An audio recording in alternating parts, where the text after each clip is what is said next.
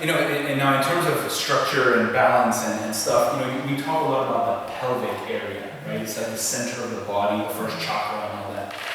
Now, a lot of the guys who watch, they are, they're sexually active, right? So they always want to get that edge, on the competition, right? So, a lot of them like, okay, I want to boost testosterone, I want to exercise, they want to have that masculine energy, and a lot of that comes from the pelvic area, right? From that. So, based on your yoga experience and your, perhaps tantric experiences and so on, what can you educate us on the importance of yoga, stretching, breathing, on just that masculine energy? And it's not just masculine energy, because we have, if I speak from a yogic perspective, we have energy centers, and it's not just yoga, it's science. We have plexi of where the nerves converge. We also have areas where we have glands that basically mirror these same spots in our body. So you can see it physically, you can see it with glands, you can see it with nerves, and you can also energetically study about it or even experience it in yogic type traditions. Right. So dealing with the lower chakras, you have the root chakra, which deals with the legs, and then the second chakra, which deals more with the sexual organs. So what happens is, say you're sedentary, say you sit all day. This area is not really awake. Even walking, there's all this movement in the pelvis. But these people oftentimes don't even do much of that. So you're sitting all day, there's not a lot of activity, there's not a lot of flow of energy, flow of blood, flow of fluids of all kinds in your body, lymph, everything. So what we want to do is we want to wake it up. And so a lot of times when you're looking at chakra books, they'll do for the lower chakras, they'll do things like this, like really simple, just to wake it up for sedentary people, right? Yeah, this is also an MMA exercise. Okay. Right, and so then if you want to take it up a notch, right? So we look at all three planes. So what if I'm kind of doing this, but what if I want to kick it up even more and use my muscles? So I would go down the floor and I would maybe do some bridges and some pelvic tucks and get the muscles to take it into more articulation and even more articulation. You're waking up the area. You will have a better sex life if you move this area.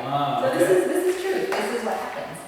Got it. Okay, so can you recommend, let's say, 3 top exercises for someone to wake up that area? Okay, I would definitely start with the pelvic tucks. You want to do it? Yeah, sure. All right, go ahead and come on your back. Knees, like that. Okay, so I work with the breath a lot, so you're going to take a deep inhale. And on your exhale, send your belly button to the ground, and so much so that you're really hollowing out and using your core, and scoop your pubic bone towards your belly button. So you're doing a little posterior tuck. And then inhale, relax, and start to do the opposite shape. Inhale. So we now have a little space behind the back, so keep going into a little arch. There we go. Exhale, squash my fingers. Belly button goes down. Keep going. Pubic bone up to navel.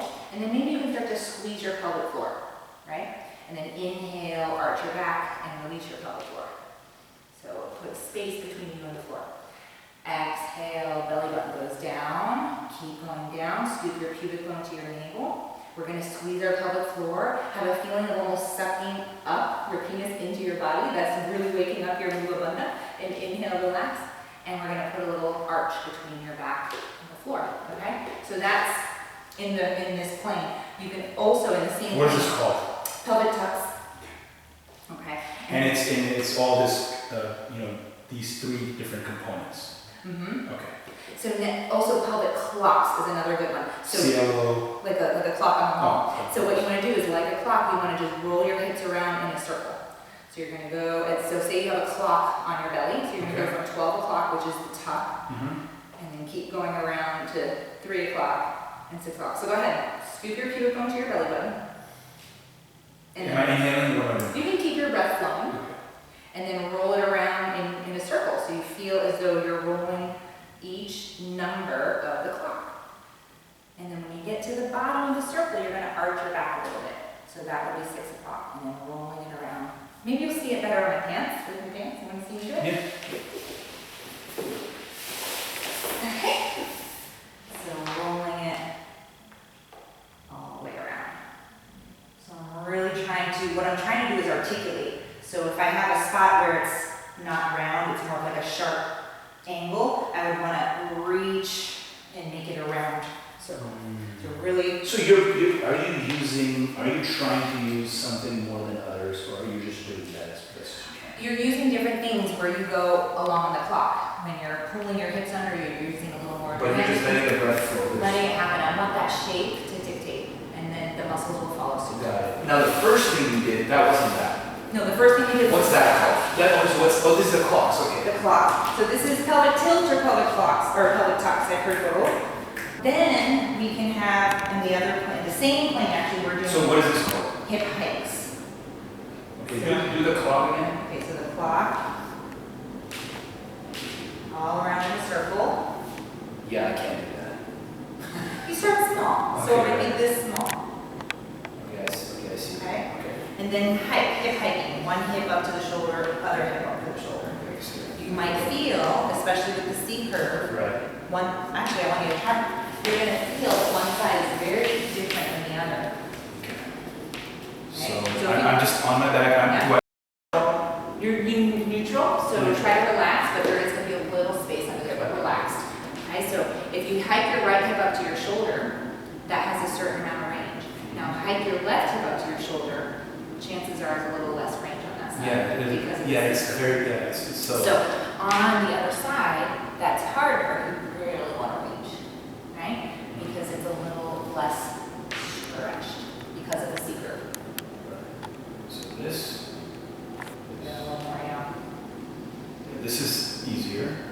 And this only goes that much. but I have Yeah, to you keep want to going. kind of make it. What if I hold it? Do you want me to hold it, or I just You kind can of hold it and periodically? breathe into it, yeah. Okay.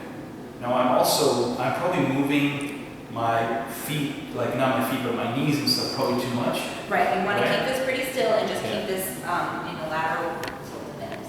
Yeah, it's a lot less range going to the other side. There you go. Yeah. And just keep practicing that. Okay. Yeah. So the clocks, what is it called?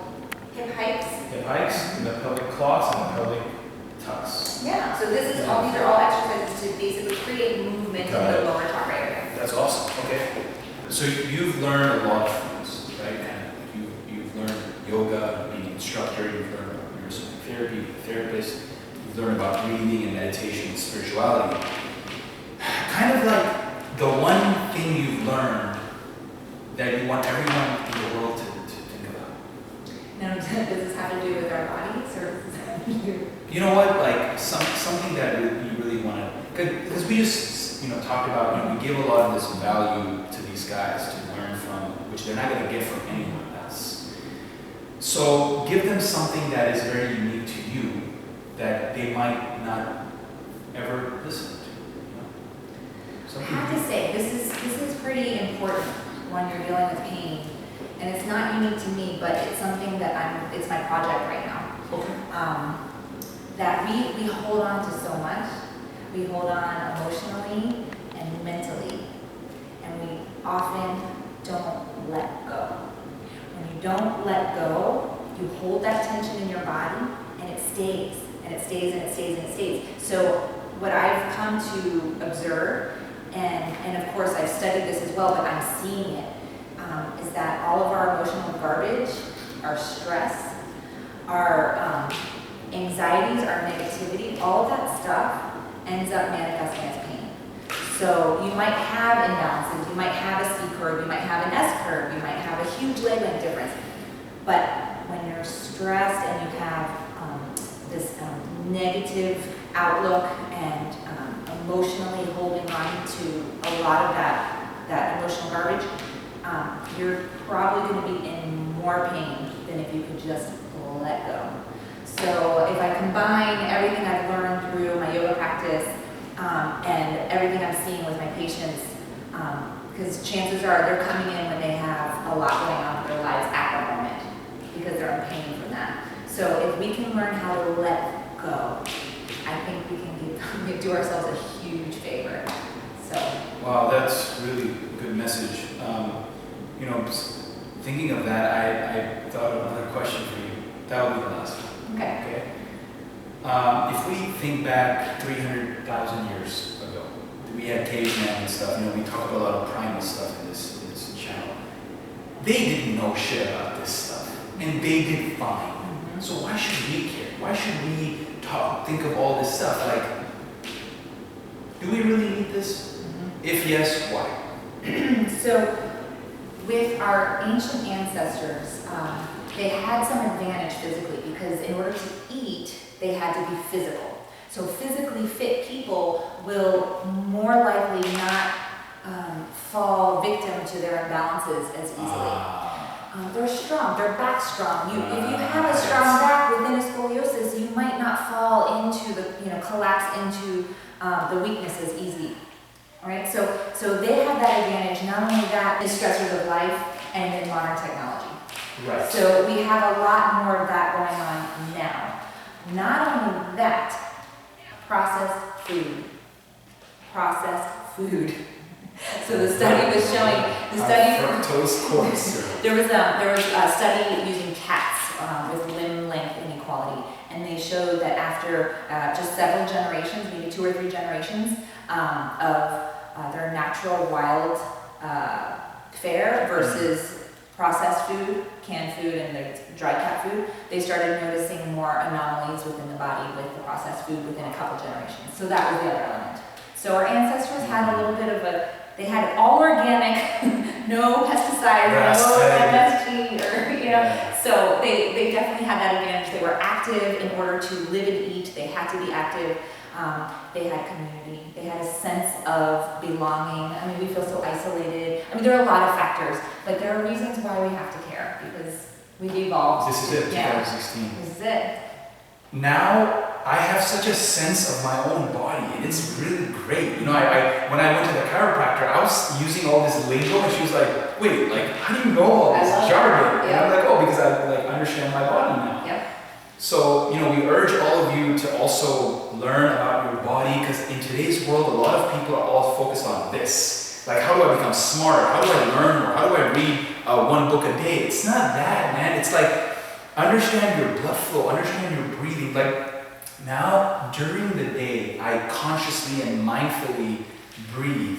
And I'm always breathing with my belly, and always feeling that oxygen in my pelvic floor. I'm always doing that, because of Elliot and you guys, teaching me. So, it's just that you just feel in such a different way because you're in your body now, right? Like you said, let go and all that stuff. And obviously, it's not going to be easy. It's a process. Oh yeah, it's a lifelong process. Yeah, and but be relentless at it, right? Don't be like, oh, I will. No, today, figure out if you have a leg length inequality, figure out if you have a muscular imbalance, just go in your town and find a therapist. If you don't have one, get your ass to Clearwater and visit her. You can go to our website actually, and there's a roster of people that have taken the neurosomatic therapy courses all around the country and world. So if you go to the St. John Clark Pain Treatment Center website, might have to do a search for that, then you can find that roster there. So. I'll put the link in the comments, you'll find it easily. And if they want to reach out to you and a specific question for you,